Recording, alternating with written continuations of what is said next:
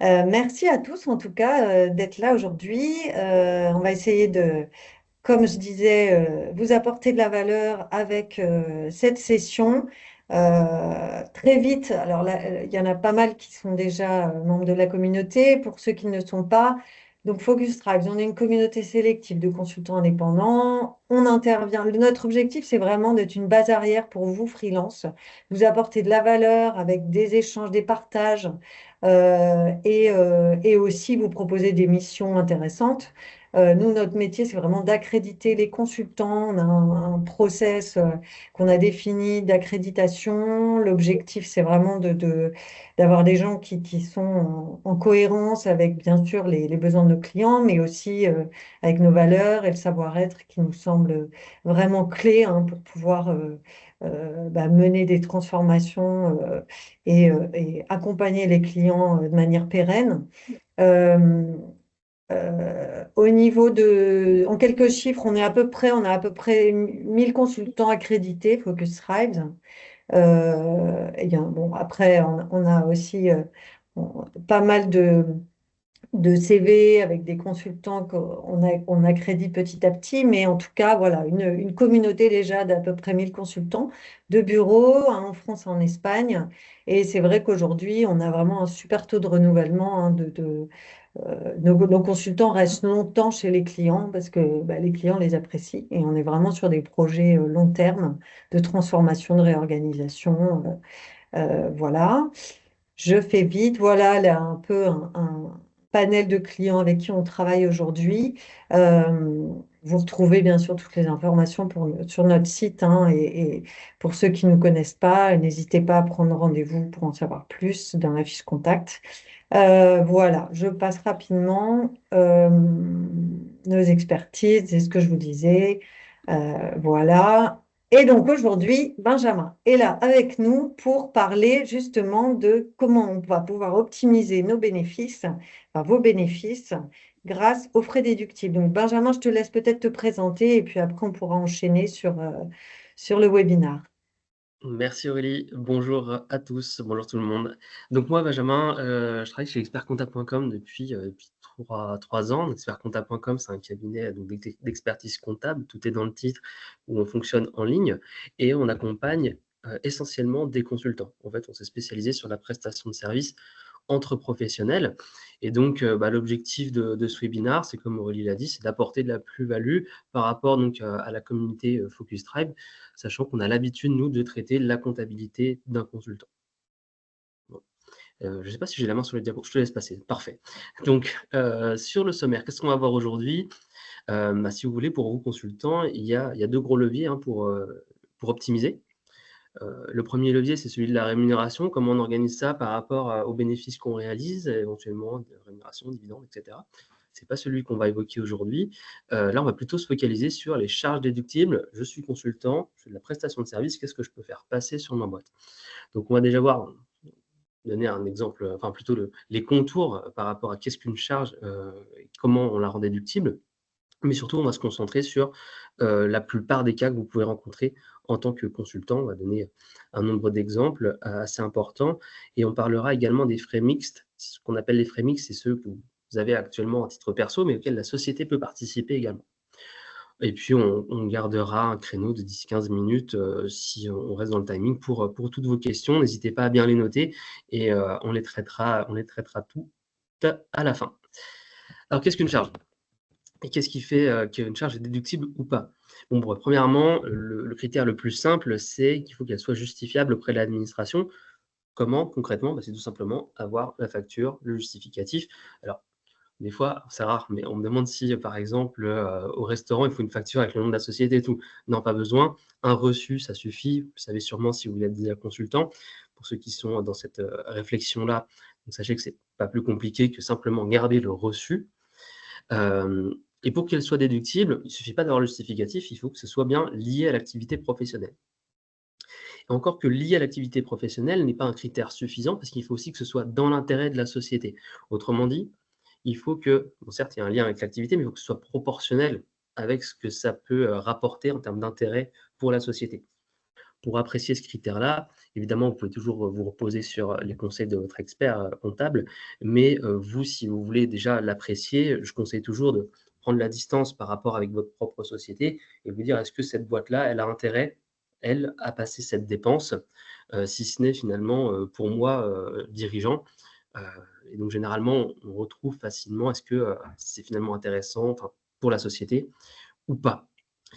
Mais évidemment, des fois, la limite, elle est, pas forcément, il y a pas de chiffre, il y a pas de règle. La limite, elle est aussi, sujette à interprétation, donc nous, on est là pour vous conseiller là-dessus. Ça rejoint un petit peu la petite remarque qu'on avait en dessous de la diapo, hein, faire preuve de bon sens, de proportionnalité.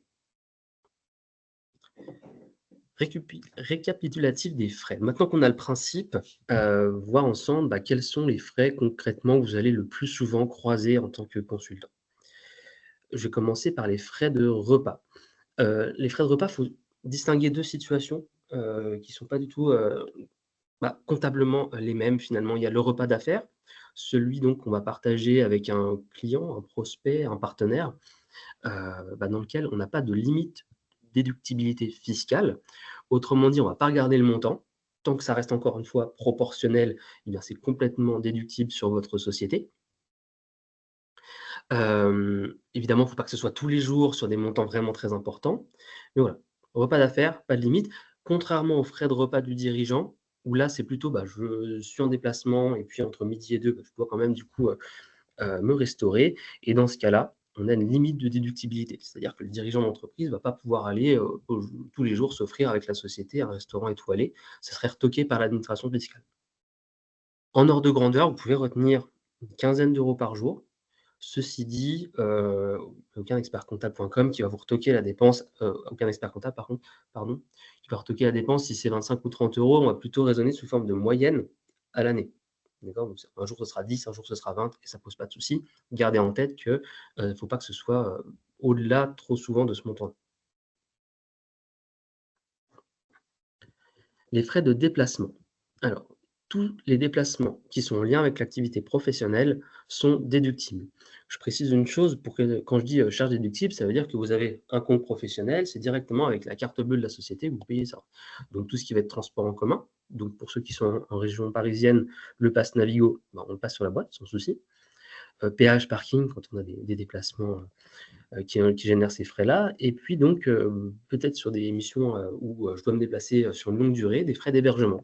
Airbnb, par exemple, on peut tout à fait l'envisager sur sa société, hôtel et cetera. Ça passe sans problème. Pour le véhicule, il y a plusieurs cas possibles, mais si vous utilisez votre véhicule personnel, petite précision, c'est pas la société qui va payer la dépense quand vous passez, à la pompe, ça sera du coup vous perso et la société vous rembourse, non pas le montant exact, mais avec un barème en fait, le barème des indemnités kilométriques qui est plutôt avantageux. C'est pour ça que souvent on fait des indemnités kilométriques, c'est assez intéressant.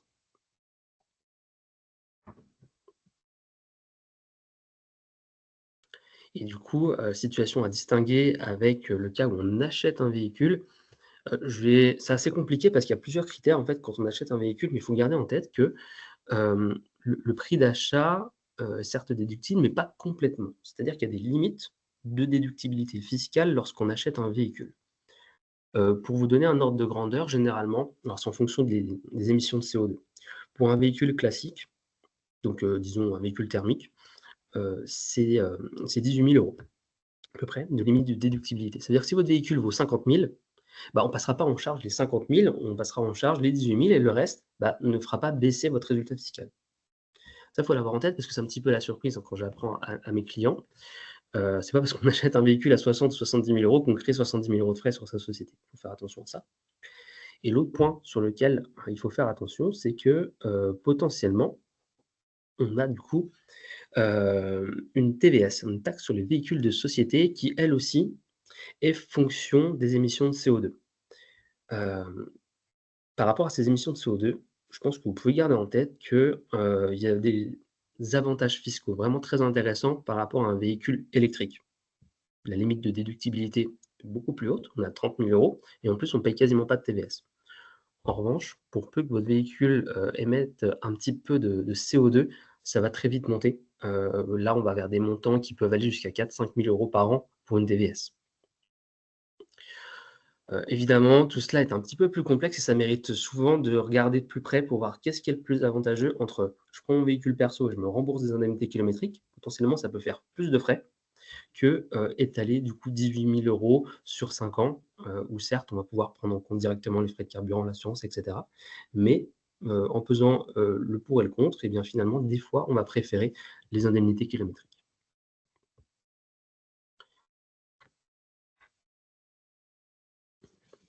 La location, je passe rapidement dessus. Si vous voulez, on va appliquer à peu près les mêmes principes en termes de déductibilité de la charge que pour l'achat à partir d'un moment où on en a plus que 29 jours consécutifs. C'est-à-dire à partir du moment où on loue un véhicule sur une longue durée, eh bien, on va, réadapter les barèmes qu'on a vus pour l'achat à la location. Par contre, si c'est moins de 29 jours, ça passe comme une charge classique. Donc pour une personne qui, exceptionnellement, pour une mission, doit se déplacer de Paris à Bordeaux, toute la semaine, qui a besoin de véhicule un véhicule sur place, pas de souci, ça passe comme une charge classique, 100 déductible. Sinon, on adapte par rapport aux critères qu'on vient de voir précédemment.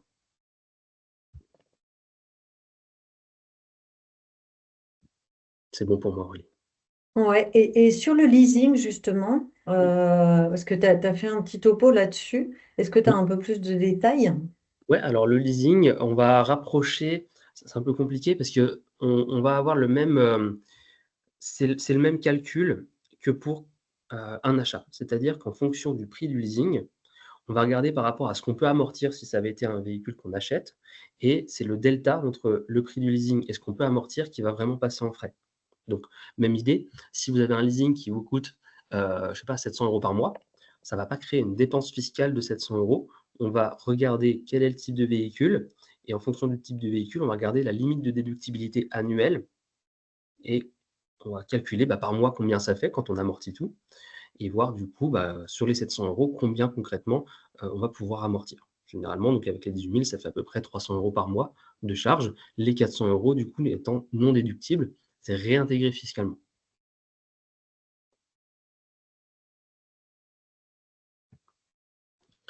Les frais liés aux locaux. Certains d'entre vous ont peut-être, une société de domiciliation pour l'adresse. Parfois, on préfère faire comme ça, pour, cacher au maximum son adresse perso, pour bénéficier d'une adresse, généralement, voilà, à Paris ou disons un peu plus prestigieuse, pourquoi pas? Et ça, ces frais-là, sont évidemment déductibles et pour ceux qui ont carrément un local d'activité, ou des bureaux, évidemment, c'est 100 déductible. On appliquera le même principe pour un espace de coworking ou si de temps en temps, vous avez besoin, bah, de vous focaliser dans une salle qui n'est pas chez vous pour bosser, eh bien cette location-là de l'espace est également déductible sur votre société. On reparlera juste après des frais mixtes, c'est-à-dire qu'est-ce qui se passe quand moi je suis en télétravail et combien je peux, passer en charge dans ce cas-là. On y revient juste après. Alors ça, généralement, ça pose moins de soucis parce que c'est des frais qui sont purement liés à l'activité professionnelle. Plus ra C'est rare qu'à titre perso, on ait besoin de faire de la publicité, par exemple. Donc pour le coup, c'est un petit peu plus intuitif. Mais voilà, pour rappel, tout ce qui est publicité, en ligne ou pas en ligne, hein, passe en charge sur la société. Pareil pour la création d'un site internet avec tous les frais qui vont avec, hein, sur la maintenance, sur l'hébergement, sur du référencement aussi. Et puis donc sur les abonnements qui sont liés au développement de votre communication, je pense à LinkedIn par exemple, pareil, c'est des frais qui sont, complètement déductibles sur votre société. Au niveau du matériel, hem, bah, notamment sur, du matériel informatique, tout cela est complètement déductible. Tout à l'heure, je vous ai, rapidement parlé d'amortissement pour le véhicule. J'ai pas détaillé cette notion, mais qui revient ici, pour des prix supérieurs à 500 €. Je vous explique donc rapidement ce que c'est. L'amortissement, c'est lorsque on va avoir une dépense assez importante pour, un outil, un objet qui va finalement nous servir sur plusieurs années et du coup, comptablement, on adapte ça et je prends un exemple, pour un ordinateur à 3 000 €, je ne vais pas passer 3 000 € sur 2024, je vais passer, ça s'amortit sur 3 ans, un ordinateur, donc je vais passer 1 000 € en 2024, 1 000 € en 2025 et 1 000 € en 2026. D'accord? Et donc finalement en 2026, fin 2026, l'ordi vaudra plus rien dans la comptabilité et on aura étalé la charge. Et ce mécanisme-là intervient à partir d'une dépense de 500 €. En dessous de 500 €, on passe la charge en intégralité sur l'exercice. Et donc, pour, le matériel, là-dessus, il y a voilà, tout ce qui peut se rapprocher de l'activité professionnelle, ça le fait. Donc on a parlé de l'ordinateur, mais voilà, si vous avez besoin d'accessoires comme, je sais pas, des AirPods ou une montre connectée, ça passe aussi sans problème, hein. Ça peut être considéré comme du matériel professionnel. Tout ce qui va être lié à l'ameublement, pareil, un beau bureau, une bonne chaise, imprimante et cetera. Tout ce qui va concerner du coup votre salle de travail, votre espace de travail, on peut le passer sur la société. Précision sur l'espace de travail, souvent on me demande, je vais travailler de chez moi, est-ce que la société peut refaire tous les travaux? Non. Là, pareil, il faut prendre, du recul et se dire: «Bah, voilà, moi quand je suis locataire, est-ce que c'est à moi de payer, le fait de refaire l'isolation et le placo?» Non, c'est au propriétaire. Donc là, on aura le même principe. La société, quand elle vous, éventuellement, verse un loyer, par rapport à l'utilisation d'une surface professionnelle, elle n'a pas vocation à refaire en fait toute la salle, de A à Z, tout ce qui est gros œuvres, on va pas pouvoir le passer sur la société. Voilà.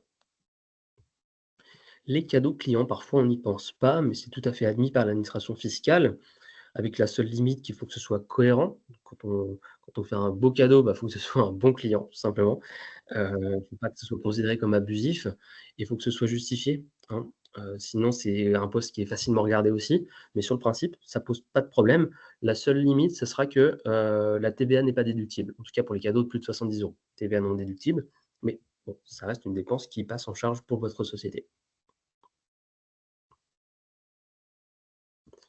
Alors, ah, je suis désolé, il y a une petite erreur dans la diapo, là on parle plus de cadeaux clients, mais de CESU, les chèques emploi service. Qu'est-ce que c'est? Alors, c'est tout simplement pour prendre en charge du service à la personne. Service à la personne, en fait, le CESU, c'est un chèque qui peut être préfinancé par la société dans une limite de 2 421 € par an et que vous, en tant que dirigeant, vous pouvez utiliser.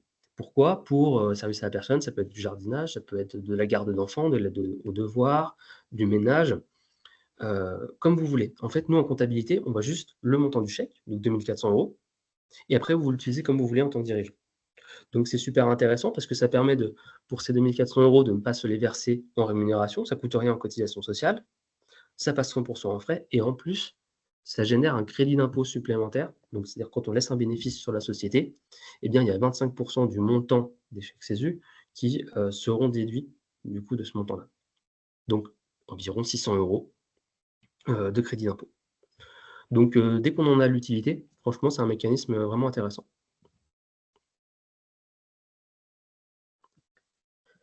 Alors, qu'est-ce qui n'est pas déductible? Les frais de représentation. Alors, c'est rarement déductible, plus précisément. Il faut se dire que, bah, vous, en tant que consultant, l'administration fiscale considérera toujours l'achat, d'un costume, d'une cravate, pour aller chez le coiffeur, comme une dépense perso, en fait. Les seules fois où ça peut vraiment être considéré comme professionnel, ça va être lorsque la profession en elle-même exige une tenue spécifique, genre, qu'on ne croiserait pas dans la rue. Là, pour vous donner un exemple, on a mis une blouse de médecin, une robe d'avocat. Je pourrais étendre, à une situation, pour assez rare finalement, mais voilà, peut-être que ça peut vous concerner, un consultant qui éventuellement passe à la télé, pourquoi pas? J'ai déjà vu, où là pour le coup, eh bien, il y a quand même une souplesse de l'administration fiscale pour passer du coup, le costume par exemple en frais. Mais sinon par défaut, ça n'est pas le cas.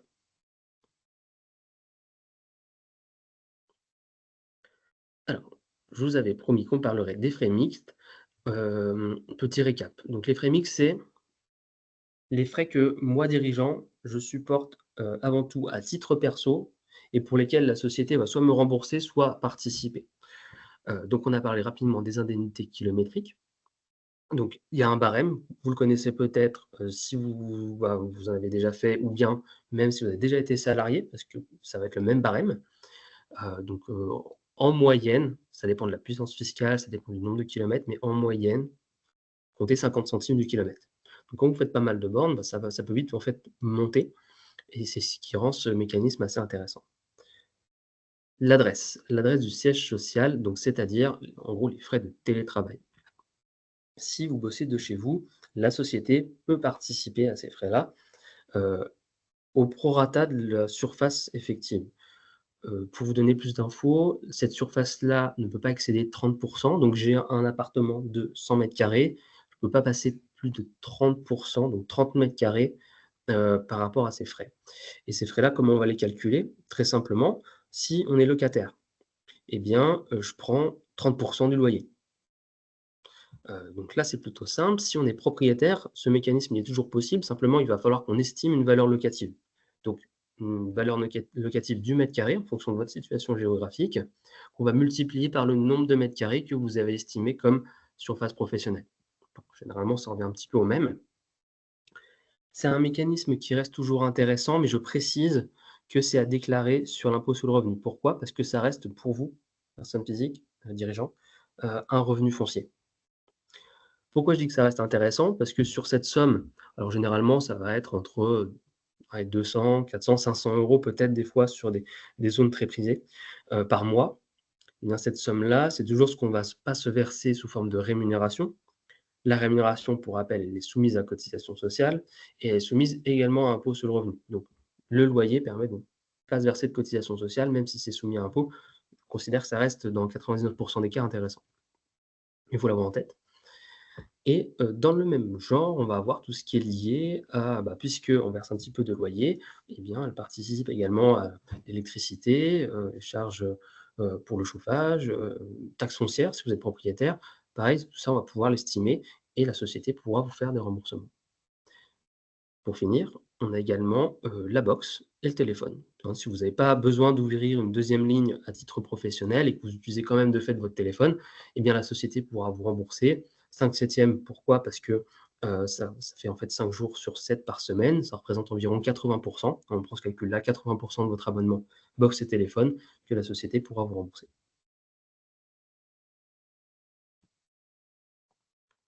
On est bon là-dessus, je pense. Et puis, alors avant d'aborder les questions, j'ai vu qu'il y en avait 2-3 dans le chat, mais on va toutes les reprendre, vous inquiétez pas. Je vous présente un peu plus dans le détail le cabinet. Donc comme je vous l'ai dit tout à l'heure en introduction, on accompagne, des freelances. Comment ça fonctionne?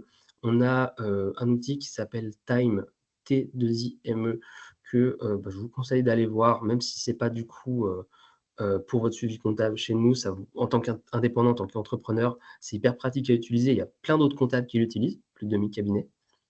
Et c'est très pratique. Ça vous permet de faire vos factures, de faire les notes de frais. Donc pour tout ce dont on a parlé là, c'est hyper intéressant, c'est fait pour. Et ça vous permet d'avoir, en fait, une tenue comptable complètement digitalisée. Outil très pratique, ce qui fait que nous, on bosse uniquement en ligne, mais ça n'empêche pas d'apporter beaucoup d'humain parce que, vous avez un conseiller dédié. Ça reste la même personne, en fait, qui va suivre votre comptabilité et puis voilà. Alors, je vois que les diapos défilent rapidement. Je vais quand même juste vous préciser pour au cas où ça vous intéresse. Hem, une idée de nos tarifs. Heu, on est du coup à 99 € hors taxes par mois. C'est un forfait mensuel, c'est tout simple. Les 149 € une fois par an, c'est pour le juridique annuel. Pour ceux qui sont déjà créés, lancés, ça doit vous parler, c'est tout ce qui est PV d'AG pour l'approbation des comptes. Et sinon, tout le reste, le bilan, les liasses fiscales, la TVA, c'est compris dans le forfait mensuel. Au niveau de la création de la société, si certains d'entre vous sont, dans cette réflexion, dans cette démarche de créer votre société, sachez qu'en ce moment, on a une offre super intéressante puisque la création de la société, elle est complètement offerte et en plus, alors on a ce partenariat avec Focus Tribe, hein, qui consiste à vous offrir en plus le premier mois de comptabilité. Ah non, 2 mois de comptabilité, pardon, après la création. Donc voilà, on rend les choses le plus intéressantes possible pour les créateurs d'entreprises qu'on aime accompagner en fait dès le début, de A à Z, sur la création, puis ensuite sur le suivi comptable. Et donc voilà, vous aurez mes coordonnées évidemment si jamais vous souhaitez aller plus loin sur cet aspect-là. Voilà, je fais court et puis on peut passer du coup à vos questions.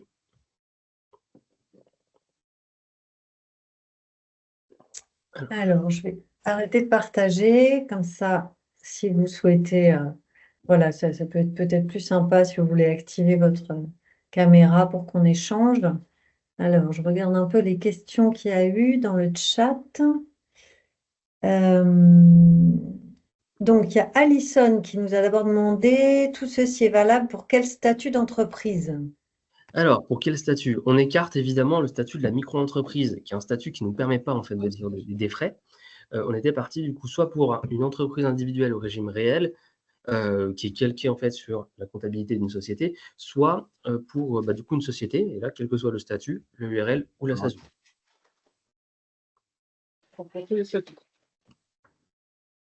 Pardon, on n'a pas bien compris. C'est bon, on a bien répondu à ta question, Alison? Ok. Alors, je reprends juste dans le chat, hein. Il y a une question de Xavier. Devons-nous justifier de la nature de l'utilisation des CESU? Non, en fait, comme je vous disais, nous, ce qu'on voit en comptabilité, c'est l'achat des chèques CESU, les 2 400 € si vous voulez utiliser le plafond. Et puis le reste, comment vous l'utilisez, ça, à la limite, ça ne nous regarde pas. Et nous, on n'a pas besoin de plus de justification, plus d'informations par rapport à l'utilisation de ces chèques-là. Il faut les acheter avec la carte pro, les CESU? Oui, oui, oui. Vous les passez directement en charge pro avec des acteurs. Alors, c'est les mêmes acteurs qui font aussi, par exemple, les tickets resto, Sodexo, Up, Edenred, ce genre d'acteurs-là, en fait, proposent D'accord. aussi les chèques CESU.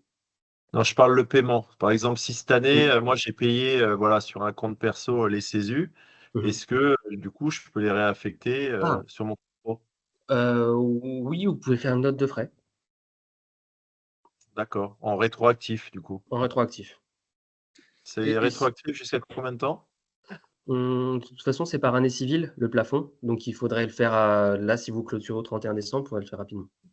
D'accord, mais on ne peut pas le dire, tiens, on ne l'a pas fait, on a oublié de le faire sur 2023, par exemple. Dans la logique, non. Après, avec un peu de souplesse, pourquoi pas. Faudrait voir ce qu'il y a sur la facture, voir si c'est envisageable. D'accord.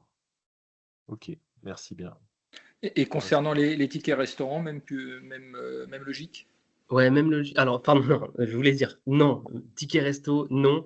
Lorsqu'on est dirigeant de société, quand on est gérant, en fait, on peut pas bénéficier des tickets resto.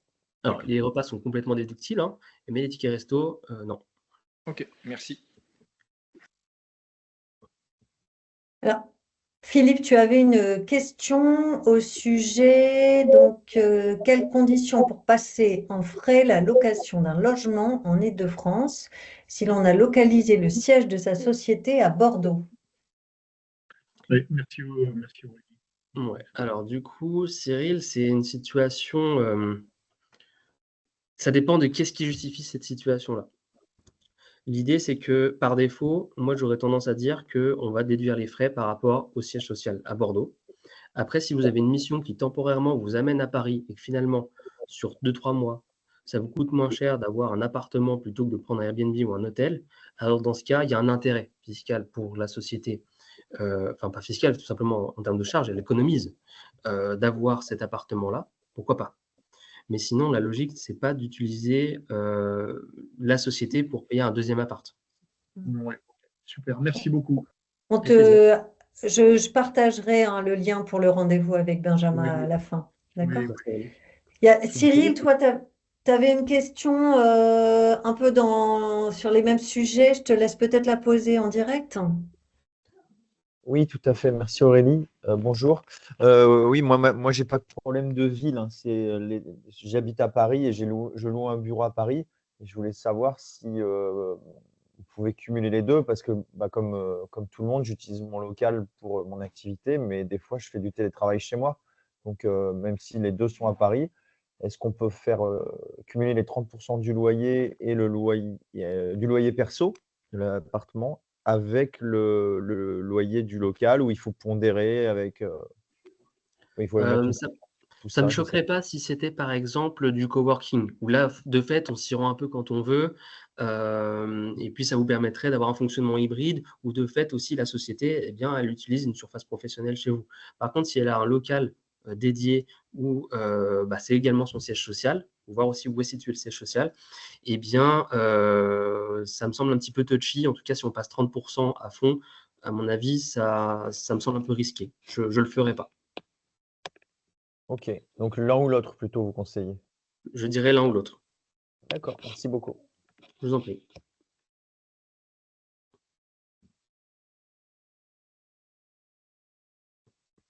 Alors, est-ce qu'il y a d'autres questions?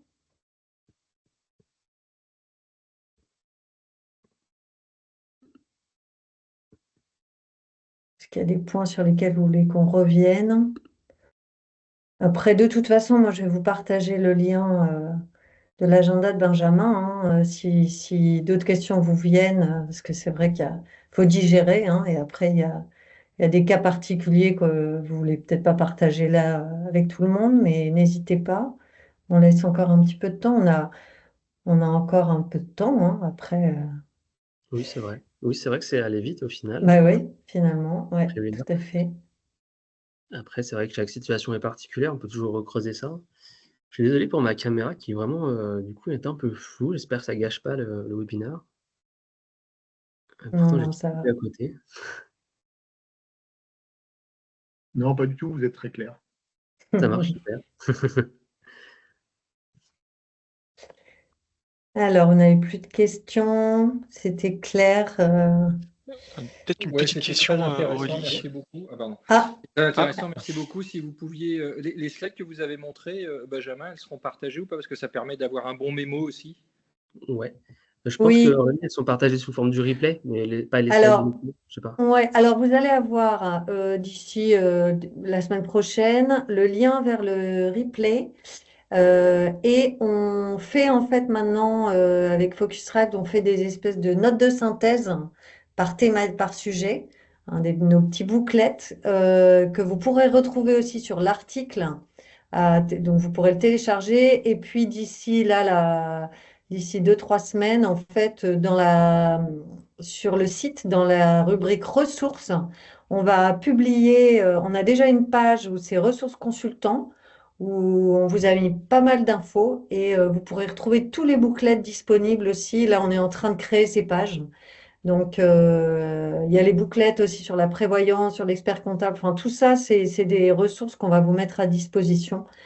Souvent, on demande le téléchargement d'un formulaire, mais vous qui êtes présent au webinaire, de toute façon, vous allez avoir le replay comme ça directement. Là, je vais vous envoyer ça d'ici la semaine prochaine. D'accord? Merci, Aurélie. Alors, avec plaisir. Benjamin, tu avais une question, tu veux la ouais, poser en live?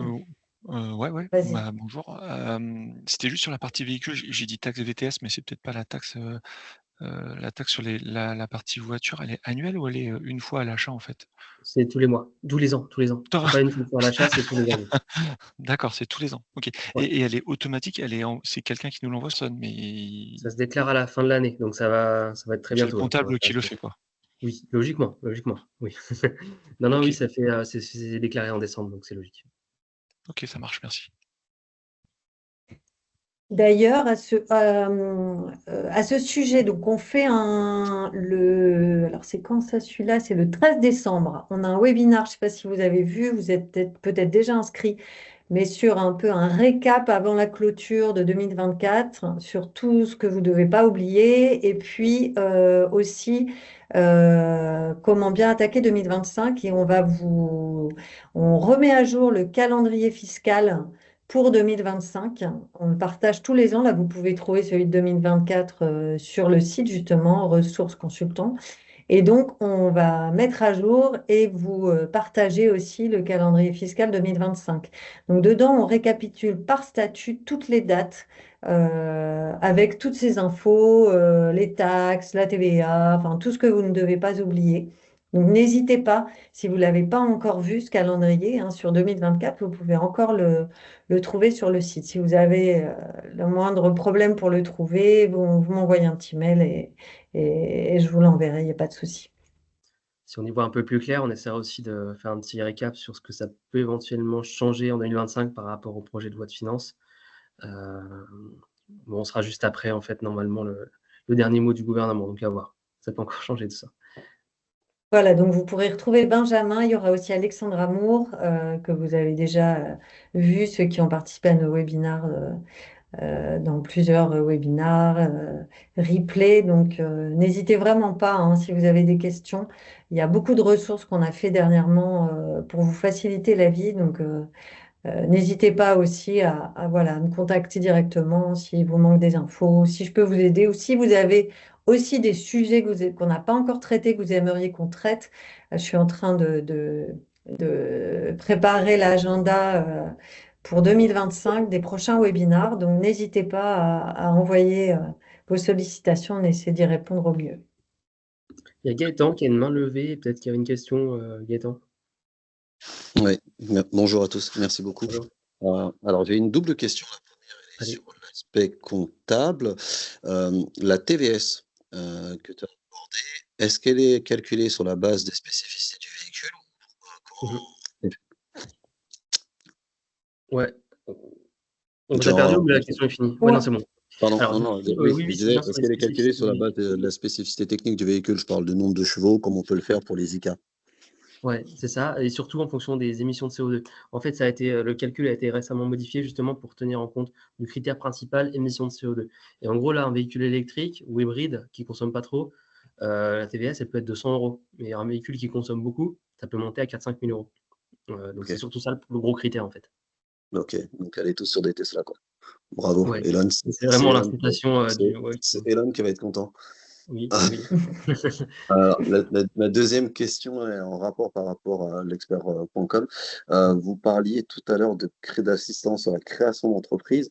Alors, moi, Aurélie, moi, ce que c'est que moi, j'étais indep et j'ai arrêté d'être indep il y a 4 ans et je suis en réouverture de société. Bon, il s'avère que l'année dernière, j'ai été confirmé sur un poste, donc j'ai mis ma société en dissolution et en liquidation. Et puis finalement, là, je suis en rupture de contrat, je vais finir, donc je vais recréer ma société. L'idée, c'est de savoir est-ce que je peux réutiliser l'ancien nom de ma société ou pas. Ça m'éviterait de me refaire tout un site internet, un panel marketing. Enfin, je suis désolé, je dois peut-être le point, mais c'est parce que j'ai vu cette partie création d'entreprise et si ça peut me faire gagner du temps, parce que je galère un peu à trouver les infos. Oui, vous pouvez, a priori, si personne n'a repris ce nom-là, ça posera absolument pas de souci. D'accord. Donc juste mettre à jour à la limite le numéro d'immatriculation. Alors non, il faudra recommencer tout depuis le début, mais vous pouvez Oui, oui, prendre c'est le ça. même nom. C'est pour refaire Ouais, tout le début, mais je peux conserver le nom en termes de voilà. création Ouais, d'entreprise. c'est ça. Et derrière, c'est la chambre de commerce qui me redonnera le nouveau numéro d'immatriculation. Ouais, exact. Ok, bah merci beaucoup. Parce Avec que je plaisir. vois que ça m'évitera de me refaire toute la charte graphique que j'avais faite, Ouais, sur j'imagine. laquelle j'avais investi dans le temps. OK. Merci. Très bien. Alors, on a encore quelques minutes si vous pensez à d'autres questions. Il n'y a rien qui vous vient. Bon, bah, écoutez, s'il n'y a pas d'autres questions, on ne va pas durer pour durer, hein. C'est un plaisir d'être avec vous, mais on va peut-être chacun aller déjeuner. Alors, bah, je vous remercie beaucoup en tout cas. Donc, on va bien monter le replay, vous le faire suivre. On va aussi donc vous envoyer donc le lien la semaine prochaine. Vous verrez, il y aura une petite note de synthèse récapitulative et vous trouverez sur le site dans la rubrique ressources tout ce qui peut être important et intéressant pour vous. Euh, voilà. Prochain webinar, donc ce que je disais avec Benjamin et Alexandra sur bien finir son année et aborder 2025.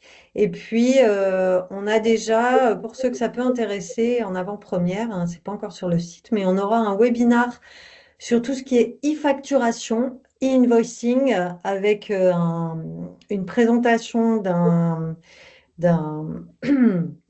un outil spécifique de dématérialisation de factures, justement, un focus vraiment pour vous les consultants, le 10 janvier prochain. On va bientôt le mettre en ligne.